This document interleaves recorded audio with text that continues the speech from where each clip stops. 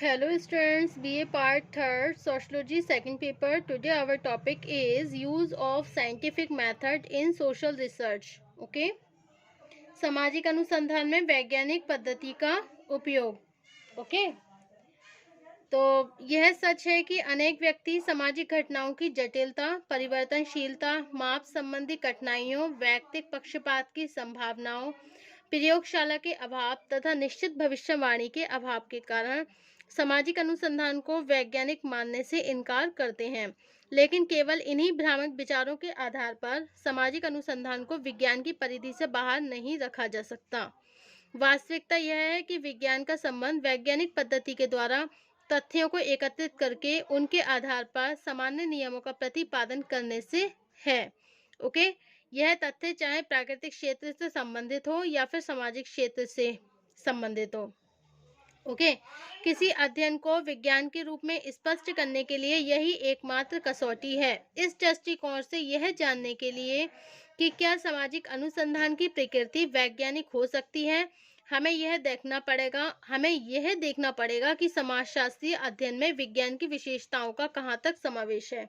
Okay, तो सामाजिक अनुसंधान में वैज्ञानिक पद्धति का उपयोग, तो इसमें क्या है कि और क्या बताया इसमें आगे कि विज्ञान का संबंध वैज्ञानिक पद्धति के द्वारा तथ्यों को एकत्रित करके उनके आधार पर सामान्य नियमों का प्रतिपादन करने से है. ये चाहे तथ्य प्राकृतिक क्षेत्र से संबंधित हो या फिर सामाजिक क्षेत्र से, किसी अध्ययन को विज्ञान के रूप में स्पष्ट करने के लिए यही एकमात्र कसौटी है. इस दृष्टिकोण से यही जानने के लिए कि क्या सामाजिक अनुसंधान की प्रकृति वैज्ञानिक हो सकती है, हमें यह देखना पड़ेगा कि समाजशास्त्रीय अध्ययन में विज्ञान की जो विशेषताएं हैं उनका कहाँ तक समावेश है. Okay, there is no shortcut to truth, no way to gain knowledge of the universe except through the gateway of scientific method. Okay, अब है आपका फर्स्ट समाजशास्त्रीय अध्ययन वैज्ञानिक पद्धति पर आधारित है. आपका फर्स्ट पॉइंट है समाजशास्त्रीय अध्ययन वैज्ञानिक पद्धति पर आधारित है. ओके, फर्स्ट पॉइंट है आपका समाजशास्त्रीय अध्ययन वैज्ञानिक पद्धति पर आधारित है.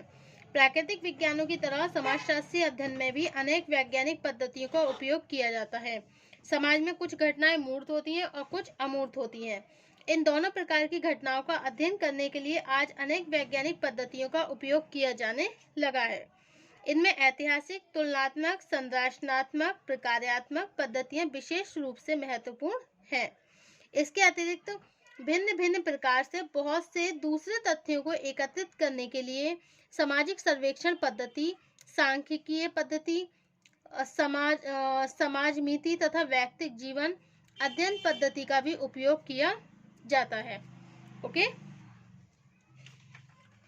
इन सभी पद्धतियों का विस्तृत उल्लेख हम आगामी अध्यायों में करेंगे.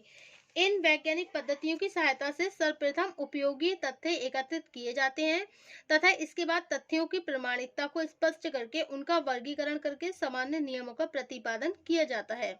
ये पद्धतियां मूर्त और अमूर्त सभी प्रकार की सामाजिक घटनाओं का अध्ययन करने में अत्यधिक सहायक सिद्ध हुई हैं. इस प्रकार सामाजिक घटनाओं का व्यवस्थित रूप से अध्ययन करने के कारण सामाजिक अध्ययन को निश्चय ही वैज्ञानिक कहा जाना चाहिए. ओके, नेक्स्ट पॉइंट है आपका केवल वास्तविक घटनाओं का अध्ययन. क्या है नेक्स्ट पॉइंट आपका? नेक्स्ट पॉइंट है आपका केवल वास्तविक घटनाओं का अध्ययन. समाजशास्त्रीय अनुसंधान का कल्पना अथवा दर्शन से कोई संबंध नहीं है. यह केवल क्या है, अर्थ अथवा यथार्थ परिस्थितियों के अध्ययन में रुचि लेती है. ओके, क्या होना चाहिए से इसका कोई संबंध नहीं है. इसका तात्पर्य यह है कि समाजशास्त्रीय अध्ययन कुछ विशिष्ट घटनाओं अथवा कोरी कल्पनाओं से प्रभावित नहीं होता, बल्कि सामाजिक घटनाओं को ज्यों का त्यों प्रस्तुत करता है. ओके, उदाहरण के लिए समाजशास्त्रीय ओके, नेक्स्ट पॉइंट है आपका, तो आपका फर्स्ट पॉइंट ये हो गया कि केवल वास्तविक घटनाओं का अध्ययन. ओके, समाजशास्त्रीय अनुसंधान का कल्पना अथवा दर्शन से कोई संबंध नहीं होता है. ठीक है, क्योंकि समाजशास्त्रीय अध्ययन कुछ विशिष्ट घटनाओं अथवा कोरी कल्पनाओं से प्रभावित नहीं होता, बल्कि सामाजिक घटनाओं को ज्यों का त्यों प्रस्तुत करना होता है। उदाहरण के लिए समाजशास्त्रीय अनुसंधान का इस विषय से कोई संबंध नहीं है कि नैतिक आधार पर अपराध होना चाहिए या फिर नहीं।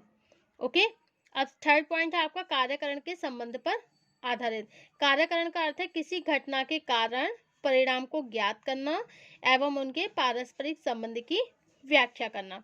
ओके, समाजशास्त्रीय अनुसंधान कार्य किसी घटना को केवल उसके वास्तविक रूप में ही प्रस्तुत करने में रुचि नहीं लेता है, बल्कि उस घटना के कारणों की भी व्याख्या करता है।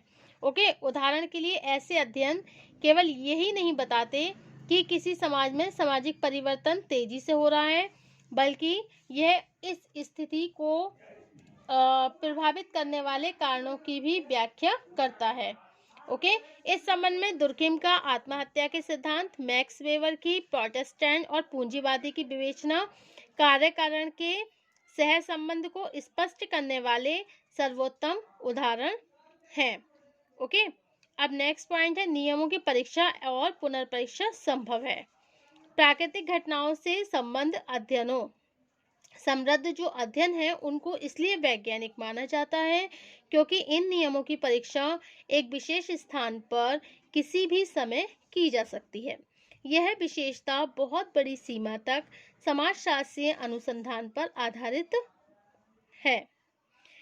कार्य कारण के सह संबंध की प्रधानता तथा पक्षपात रहित अवलोकन के आधार पर जिन समाजशास्त्रीय नियमों को प्रस्तुत किया जाता है उनकी प्रामाणिकता को किसी भी समय पुनः जांचा जा सकता है। ओके, अब नेक्स्ट पॉइंट है आपका नियमों में सार्वभौमिकता का गुण है। विज्ञान का एक आधारभूत लक्षण उसके नियमों का सर्वव्यापी मतलब यूनिवर्सल होना है।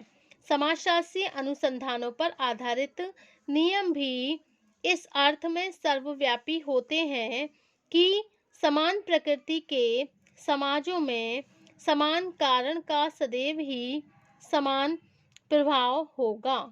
कुछ समाजशास्त्रीय नियम इस कथन की प्रामाणिकता को स्पष्ट करते हैं। उदाहरण के लिए संयुक्त परिवारों में स्त्रियों की स्थिति तुलनात्मक रूप से निम्न होगी। अधिक जनसंख्या निर्धनता तथा बेकारी को जन्म देगी।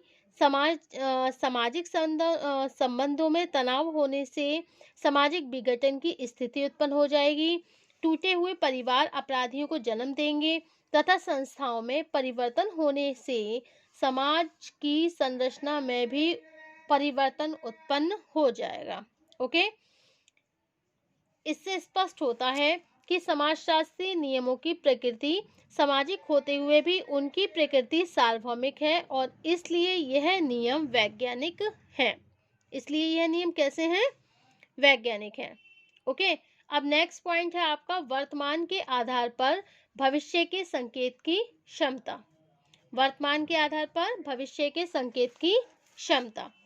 इसमें समाजशास्त्रीय अनुसंधान केवल वर्तमान घटनाओं की व्याख्या से ही संबंधित नहीं होते, बल्कि वर्तमान घटनाओं के आधार पर भविष्य की संभावित परिस्थितियों की ओर भी संकेत करते हैं। उदाहरण के लिए एक समाज विज्ञानी अपने अध्ययन के द्वारा सामाजिक संरचना के वर्तमान रूप की व्याख्या करने के साथ यह भी बताता है कि वर्तमान परिवर्तनों के आधार पर भविष्य में सामाजिक संरचना का रूप कैसा हो सकता है। ओके, सामाजिक जागरूकता, रूढ़िवादिता और कुरीतियों को किस सीमा तक कम कर सकती है अथवा भविष्य में पारिवारिक संगठन का रूप क्या होगा आदि। इस प्रकार स्पष्ट होता है कि प्राकृतिक विज्ञानों के समान समाजशास्त्रीय अध्ययनों में भी भावी परिस्थितियों का पूर्वानुमान करने अथवा भविष्यवाणी करने की क्षमता काफी समय तक पाई जाती है। ओके, तो ये हो गया आपका 6 पॉइंट वर्तमान के आधार पर भविष्य के संकेत की क्षमता। तो ये सामाजिक अनुसंधान में वैज्ञानिक पद्धति के उपयोग में कौन कौन से पॉइंट है। फर्स्ट है आपका समाजशास्त्रीय अध्ययन वैज्ञानिक पद्धति पर आधारित है। सेकंड पॉइंट केवल वास्तविक घटनाओं का अध्ययन। एंड थर्ड पॉइंट कार्य कारण के संबंध पर आधारित। एंड फोर्थ पॉइंट है आपका नियमों की परीक्षा और पुनर्परीक्षा संभव है। ओके। एंड नेक्स्ट पॉइंट क्या है, नियमों में सार्वभौमिकता का गुण है। एंड नेक्स्ट वर्तमान के आधार पर भविष्य के संकेत की क्षमता। ओके, तो ये आपके 6 पॉइंट।